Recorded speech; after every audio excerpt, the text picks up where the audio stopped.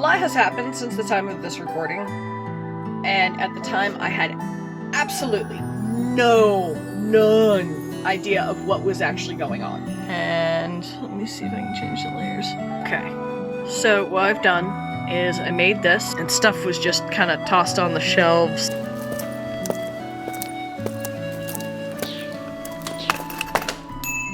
Hello, and welcome to the Rummaging Ferret.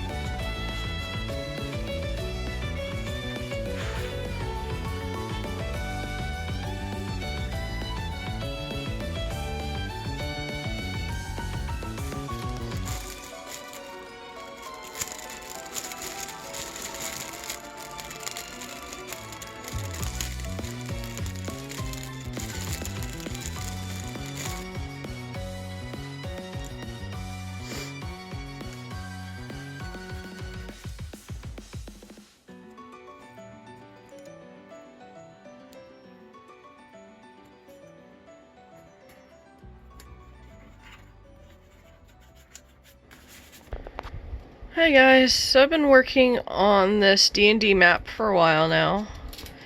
I did the crystals the last couple days, and the plan was to go over it with a very fine white, but as you can see, that didn't go, like this one doesn't look too bad. Like I wanted to do all the interior lines with white to help it look more crystally, but honestly I like the way these look, just as they are. But this one, oh my gosh, like I've tried everything. So I've tried whiteout pen, I've tried acrylic, although this is heavy body, I wish I had a thinner paint. I tried adding water to this and it didn't work.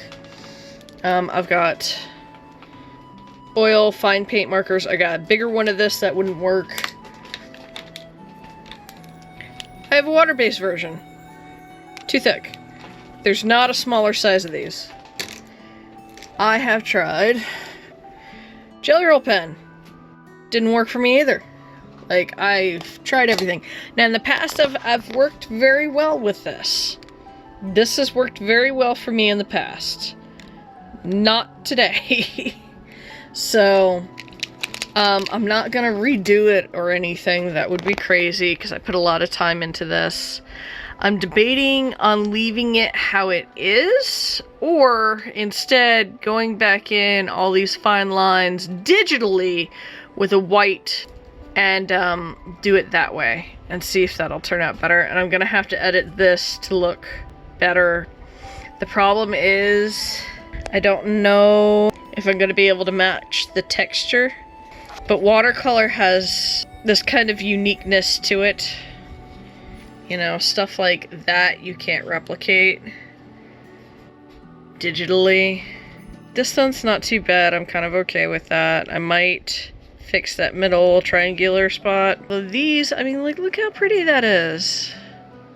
Maybe I should have just left it without the white lines, but I was so sure that the white lines were gonna look really, really good. So I don't know. I don't know what I'm gonna do. This is inked here, these two blocks. This one's just pencil, so is that one. I'm not sure if I'm gonna... I don't know what to do. And this needs some more contrast. So this either needs to be super dark, or I need to digitally lighten it somehow. But I've got the white here, so I don't know if the contrast of that's gonna be too much. Or I'm just gonna have to make these obelisks like pitch black or something. I think this, because the mid-tone of the red kind of foreground is almost the same kind of mid-tone as that, even though they're different colors. I think that this needs to be just taken to a whole different level, tone-wise. So I could make it the darkest thing on the page, but I've already got some of these really darks here that are touching this, which means that these would kind of disappear or fall, like, wouldn't have the contrast there. They would just kind of meld away. So I don't know what I'm gonna do there. I gotta make this stand out. Maybe if I did like some sort of texture, I could make it stand out more. That might actually be the better way to go and darken it up a little bit. Although the texture will probably visually darken it up anyways. Whew. Oh no. Happy Christmas Eve. Hi guys. So, I just got off of work. What do I want to talk about first? So I have 2 new items in my shop, and I'm super excited because I had a goal of reaching 20 items by the end of the year. And it looks like I'm going to meet that goal. Now, back in October, I was pretty sure I was going to hit that mark. Not a problem. I had, I don't know, like 15, 16 items or something up there, and it was October. It was going to be great. So, I'm like, yeah, I can do this. Not a problem. Then my mom ended up in the hospital, and things just went awry because I was driving there every weekend, so I lost a lot of time working on stuff. But with the 2 new items that I have up there, that brings me up to, I think, 19 items for sale. So I just recently put up a wallpaper, which I'll post here, and then I also put up a, what's it called? A A sticker sheet. There we go. Christmas D&D sticker sheet. It's a little late for Christmas. Not because Christmas is past, but like if you order it, it's gonna definitely get there after Christmas. Hey, so I'm gonna pause the video right here. So the next 10 minutes I'm gonna spend talking about work and how sexism might actually be preventing you from moving up and beyond in your job. The reason for this is when I recorded it at the time, I had no idea what was going on. There were all sorts of red flags just everywhere. But for years, I thought it was my fault, even though I had had tons of managers in this company that I had worked for almost 15 years now, and all of them praised me all the time, except for this one. And he gaslit me into thinking that this was my fault and my doing. It wasn't. I recommend you watch it just to see if this is happening to you, and I think it's something we should talk about. If you're not interested in it, just skip ahead about 10 minutes. I'll put a timestamp somewhere. But that way, you know, just in case, I don't want to see you fall into this pit too. I'm trying to think. What else? Also, today at work, my boss pulled me aside and offered me another job. So currently, it's weird situation. It's almost like stepping down from what I'm doing now, but it's not at the same time. I'm technically supposed to be a meat cutter apprentice, right? Except for the fact that I haven't been able to get in the meat room to cut meat because we have too many meat cutters. Don't ask me why they had me be a meat cutter in the first place, because they clearly had too many. So I've been shoved in seafood. I haven't been able to do my job at all. So like my job title, I haven't been able to do. Because I'm not skilled in it because they haven't been using me. You know, it's dumb. It really is dumb. So it's almost like I'm stepping down, but they said that there's a really good chance that this will go into full-time position, so I'll be able to get more hours and get a solid 40 hours guaranteed every week, not dependent on people calling out or anything else. He's like, well, do you want to test it, see if you can do the job? I'm like, dude, I can do the job, you know, it's not a difficult job to do. And I used to do it before when I worked at my other store.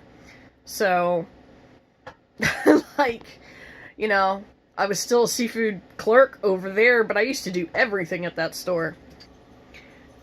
But if I get full-time, great. And I told him I'm going to be really super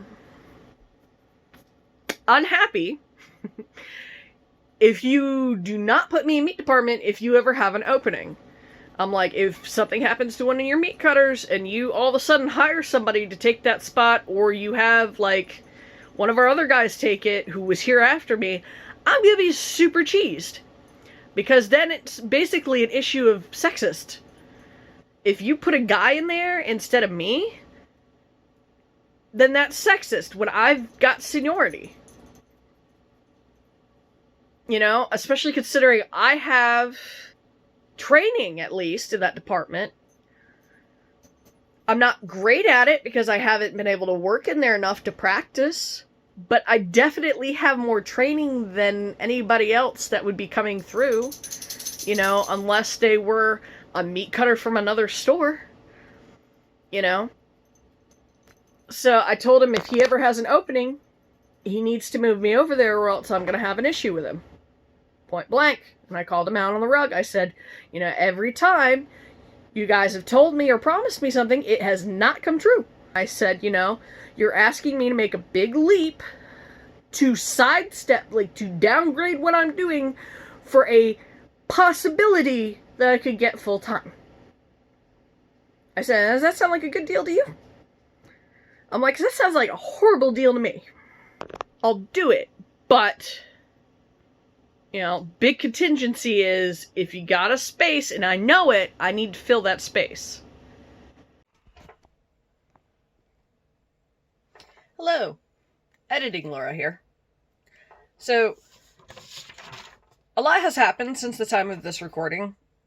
And at the time, I had absolutely none idea of what was actually going on. As you can tell, there have been several red flags throughout the story that hints to, hey, manager's being sexist, because he is. I was hired at that store while I was a transfer from another store and given the position of meat cutter apprentice when I moved there. He completely ignored the program that I was supposed to be taking part in that was district-wide for training meat cutters.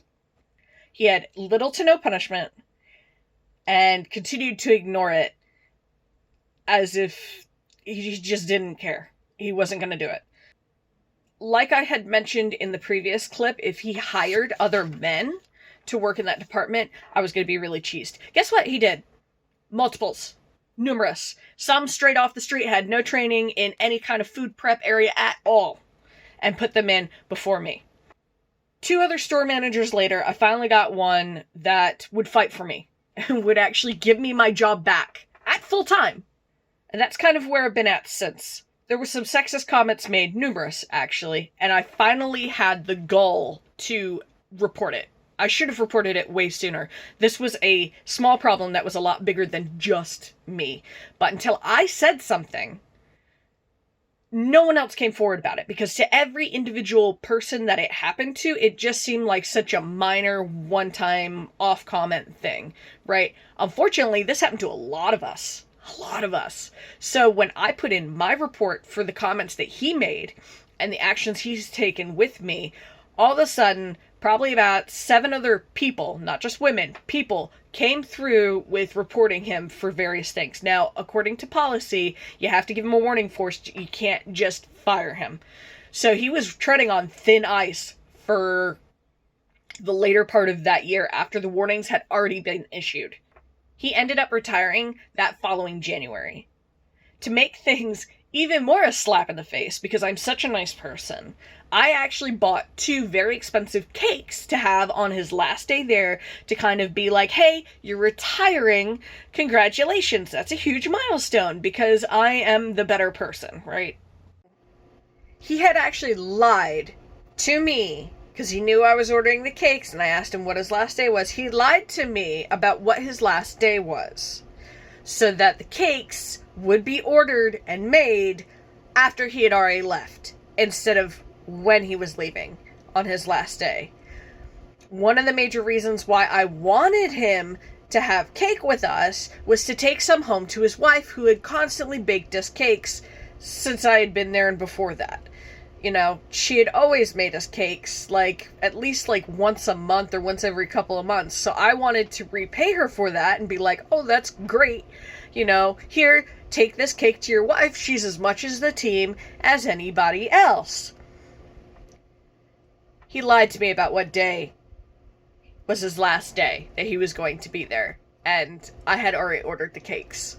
He ended up coming in and having the cakes with us after I had found out from another manager and completely chewed him out because I can't change the order once it's been put in. Our assistant manager at the time became manager, and we got a new assistant manager in, who, guess what, worked with him before.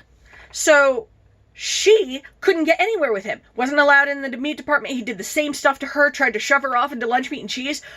It was the exact same story that I had, the same problems, everything.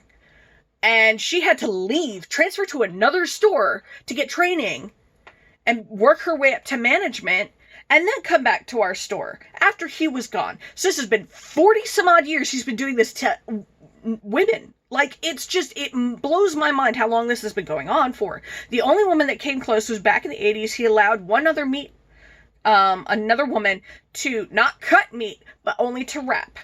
That's all she was allowed to do, was to wrap meat. And he always cited that as the woman that worked in the meat department. And it's so 40 years you had one woman working in the meat department just as a meat wrapper, not even as cutting meat? That's absurd. But yeah, no, I've got my job back. I'm still full-time, and I'm doing a lot better. I'm getting training. I know how to cut pork. It's great. I do grinds, I wrap meat, and, I do so much more. And I'm well-utilized and well-loved and liked, and, the department as a whole, because he was kind of a jerk to a lot of people, just feels better. And everybody's more motivated to work. It's not such a slog. I mean, it still kind of is, but, like, that's just work. But, like, it just feels better. Anyways, I gotta get to work. I'll let you get back to the video. Thanks for this, I guess. But if you're dealing with something, don't, even if it's minor, say something to your managers, like your store managers. Like, do not let this slide, because apparently he was doing this to a lot of people. It's time to end it. Speak up. So it looks like I'm changing jobs, and it's something that's not really customer service based. I'm not going to be working at a counter, which will be a really nice change, because I don't know, everybody with the pandemic's just been like, ugh! You know, so it's like, I just want to step away from that for a while. Maybe it's just been, I've done the job for way too long. I don't know. Like, I've been doing seafood for like 8 years. It's just been, there's a point in time where you just kind of get over it, and you just need a change. Not only that, but I won't have to, I don't think. He said it's mostly a morning job. So, come in at 6, which is like super early for me. You go in at 6, you leave at like 3, and things are gonna be fine. And, you know, you do your job and you leave. I'm like, okay, so that's fine. So I won't have to close seafood at 10, 11 o'clock at night and then turn around and open the next morning at like 8:30. Meanwhile, it takes me like an hour to drive to work and back. What else? Yeah, I think that's kind of it. I don't think I've got any other news today.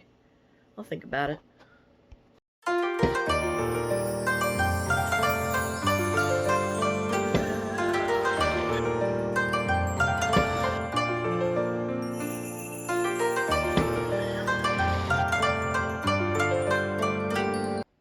So I didn't make my goal for 2020. 2020, at the end of the year, I was supposed to have 20 items up in my shop that was purchasable. I got up to 19, and I'm working on number 20. It is January 1st right now. And I finished painting my map, but I had made a mistake when I was painting it. I was currently working on the digital version of it and fixing the problems. When I traditionally went in to add the white, it ended up really kind of nasty and clunky, and it just looked gross. This is what it looks like edited digitally. And let me see if I can change the layers. That's what it looked like before. So I changed it digitally and edited it so it looks so much better. Like, you see the difference? That was before. That's after. And it cleans up so much nicer, right? So that's without the white lines, which, I mean, admittedly looks pretty good. I don't mind that. That's not bad, but I think the white gives it just that little bit of pop and makes it look more crystally. That's what I've been working on today. So these are going to be one-page printouts. This outside will be cropped off, and basically what you'll be doing is printing out this entire page as one sheet of paper. So that way you can download them and immediately print them out for a game if you've got one. So there's 2 pages to the spread. So there's a left and a right. The red part, which is the floor, what I'm gonna do is I went ahead and made this traditionally.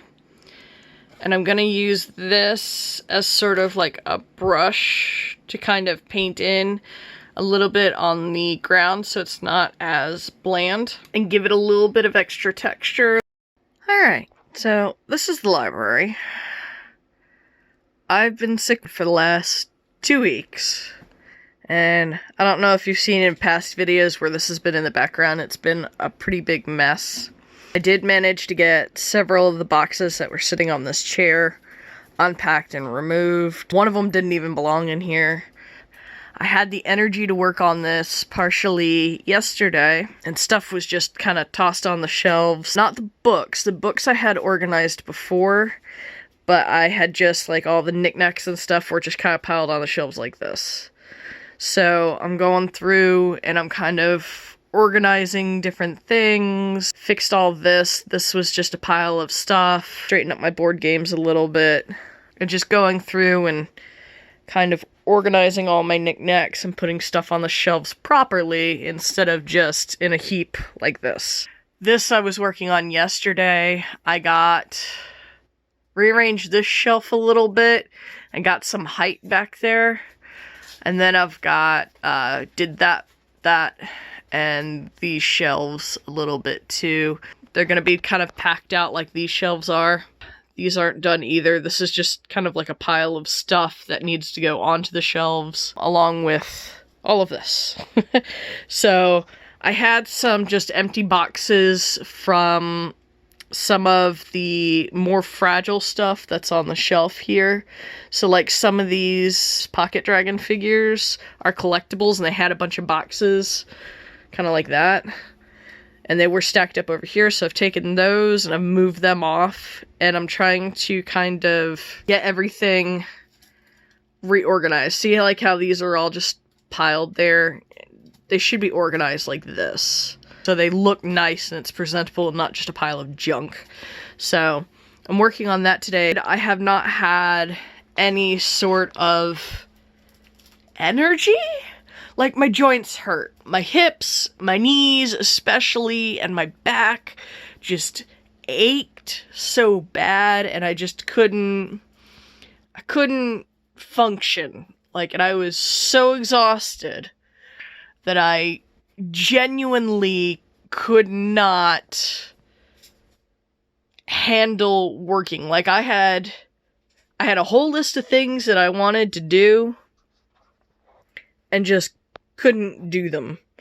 So this is one of the things on this list of things that I wanted to accomplish. So that's kind of what I'm working on today. But it's been near impossible to do anything. Like, even just doing laundry took so much out of me. Even just filling and emptying the dishwasher was insane. It just wiped me out so bad. Not shortness of breath, but just like after that I was pooped, you know? I was trying to work on my bedroom, and I've got a dresser in there that still has Mama's stuff in it, like knickknacks and just stuff that all of my cousins and everything have just accumulated stuff in over the years. Some of them are things from dead people. If that person was gone, or like they divorced, like my parents got divorced when I was little and growing up. So like some of the stuff my mom had given my grandmother were in those drawers, right? I'm finding and going through all of that, and I only managed to get through about half the dresser before I really just kind of petered out and got so exhausted that I couldn't do it anymore. And I had a really, really bad cough, and I don't know if you've ever had a really bad cough where it literally just... It's so draining and so much work to cough that much, you know what I mean? I don't know. So I'm gonna get back to work on this, and I'll give you an update when it's done. But that's what I've been up to for like the last 2 weeks, is basically sleeping. Events combined. Firefighters facing a relentless battle. Skies thick with smoke and glaring orange. The fires generating so much heat. Authorities say they're creating their own weather system, including several fire tornadoes.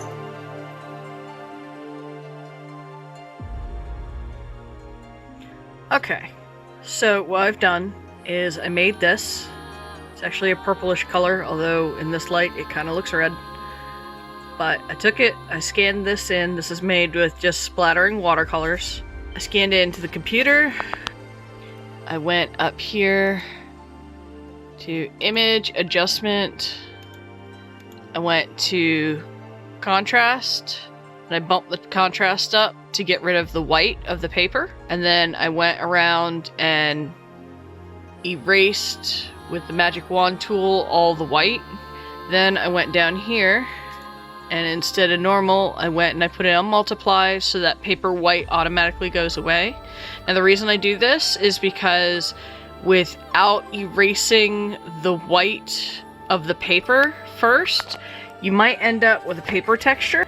There's a texture to this paper because it's watercolor paper. It's cheap watercolor paper, but it does the trick.